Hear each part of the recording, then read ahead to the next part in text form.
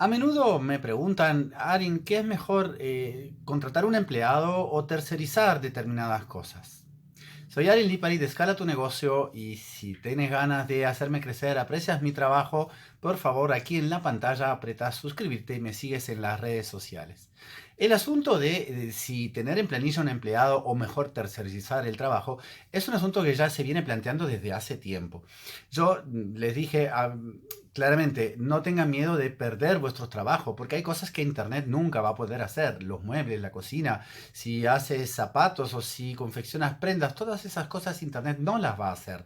Entonces, en ese sentido, no te preocupes y en ese sentido, sí, por supuesto, tendrás que tener en planilla todo lo que tenga que ver con tu core business. Es decir, si tú haces muebles, si tienes un local y necesitas a alguien que lo atienda y que venda presencialmente, entonces ahí sí, en ese sentido, por supuesto, no podrás tercerizar un carpintero, no podrás tercerizar un cocinero, un lavaplatos o alguien que te ayude en la repostería. Pero sí hay un montón de otras cosas en donde sí a lo mejor se puede tranquilamente tercerizar y es beneficioso para las dos partes, tanto para la empresa como para el trabajador. Pero hablando de resumidas cuentas, podemos decir lo siguiente: ¿cuándo tercerizar y cuándo tener en planilla? Bueno, va a depender del tipo de la empresa, del tamaño de la empresa y de la línea de negocios de la empresa. También va a depender del mercado en el que tú decidas trabajar.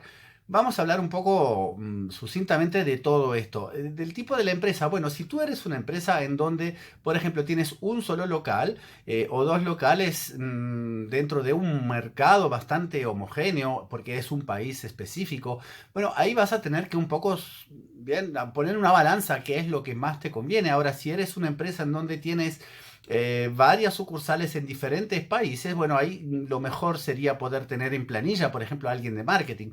¿Por qué? Porque hay factores culturales que cambian de país a país, inclusive idiomáticos, hay ideologías, idiosincrasias. Te hago el ejemplo, una marca muy famosa asiática de camionetas para el Cono Sur, todo lo que es Uruguay y Argentina, tuvo que cambiar el nombre de uno de sus camionetas porque aquí ese nombre era una mala palabra. Entonces en el resto de América se comercializaba con un nombre y esa misma camioneta aquí se comercializaba con otro nombre. Pero en realidad depende un poco, ¿bien? Depende entonces del tamaño, del tipo de empresa y de la línea de negocios. Hagamos un ejemplo con lo que refiere a línea de negocios. Si tú lo que tienes es una tienda en donde no importa si fabricas o si vendes, porque compras y después revendes productos para el hogar, pero tienes una línea de negocios en donde vendes, por ejemplo, cosas para el estar, cosas para la cocina, cosas para el living, para el dormitorio, para el baño.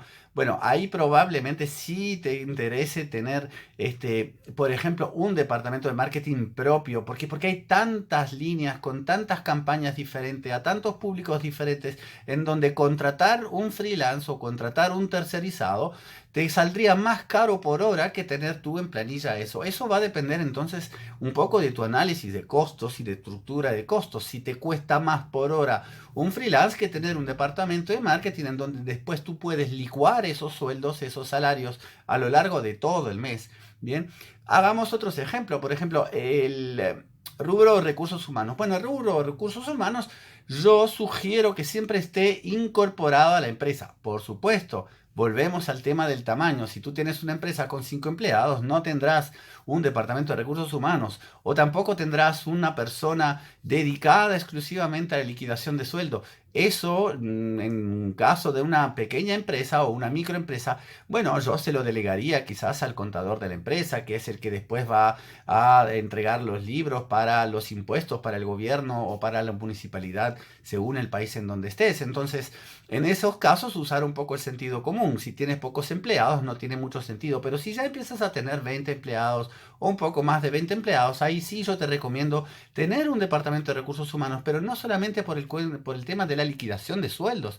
Porque en realidad recursos humanos, capital humano, como lo quieras llamar, tiene toda una serie de otras tareas que son fundamentales para la empresa.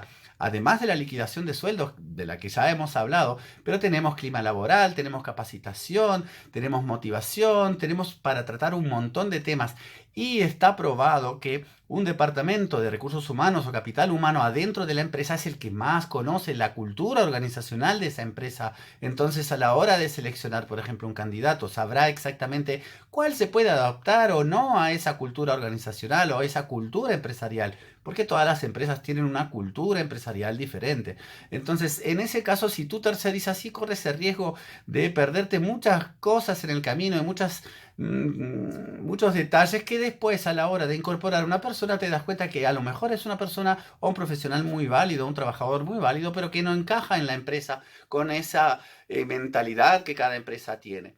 Bien, entonces otros ejemplos que sí quizás podríamos tercerizar. Bueno, toda la parte contable, si eres una empresa, volvemos a lo mismo, con un tamaño reducido, tercerizala, porque no tiene sentido tener un contador en planilla, ¿no? Ahí más vale que tú le pagues determinadas horas para hacer determinadas tareas que generalmente estarán de acuerdo con los empleados o con los sueldos o con la presentación de determinados libros y documentos ante las autoridades fiscales de tu país, que tenerlo en planilla. Pero por supuesto que si tienes una empresa de 40, 50 empleados, bueno, tendrás que tener recursos humanos, tendrás que tener un contador, tendrás que tener toda una serie de cosas que otros no tienen.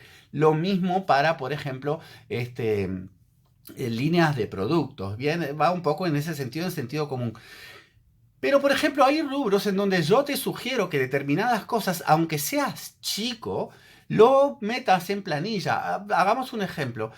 Prevencionista laboral. Hoy por hoy, por lo menos en algunos países, está siendo hasta reglamentado por ley todo el asunto del prevencionismo laboral sobre los posibles riesgos laborales, infortunios que puedan tener cada trabajador en su empresa.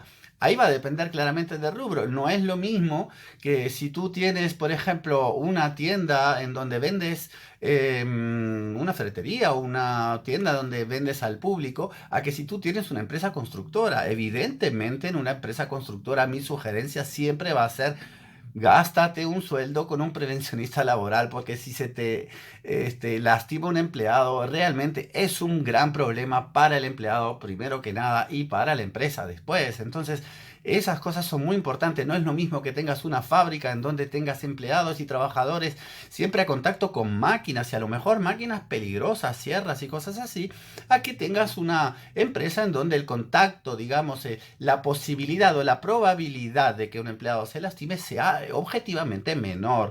Entonces ahí quizás el prevencionista laboral lo puedas contratar por horas. Con lo que refiere después entonces a lo que es por ejemplo, el departamento de marketing, yo lo que pienso es que a menos que seas una gran empresa que trabajes con diferentes mercados, con diferentes tipologías, idiosincrasias e ideologías, o a menos que tengas un rubro en donde en realidad lo que necesitas es promocionar líneas de productos, líneas, y no el producto en sí, porque trabajas con diferentes líneas. Ahí quizás te pueda recompensar. Siempre haz el cálculo de cuánto te costaría por hora un freelance, a cuánto puedes diluir el salario de cada uno. Entonces, resumiendo, tenemos de acuerdo al tipo de empresa, al tamaño de empresa y a la línea de productos que necesites comercializar. ¿Por qué es interesante el tema del freelance para el mismo trabajador, además de que para la empresa? Porque el trabajador tiene la posibilidad, a lo mejor, de poder generar en ese tiempo más cuentas, más ingresos y poder trabajar con más clientes trabajando freelance que trabajando únicamente para una empresa. Entonces, además de la parte de ingresos para el freelance que podría llegar a ser mayor, hay un tema también de felicidad. Evidentemente no es lo mismo para una persona poder trabajar remotamente y a enfocarse en una determinada campaña de un determinado cliente, a poder tener que trabajar las horas que le corresponde en una oficina. Entonces siempre tienes que poner en la balanza todas esas cosas. En principio, yo soy de los que piensan, cuanto más trabajo a más personas puedas dar, mejor. Entonces, cuanto más puedas tercerizar, tercerízalo, porque vas a darle trabajo a más gente y más gente va a poder estar bien. Por supuesto, hay Según el rubro, según el tamaño y tu línea de negocios, hay decisiones que hay que tomar y ahí, bueno, eso va un poco en cada uno. Muchas gracias, hasta la próxima.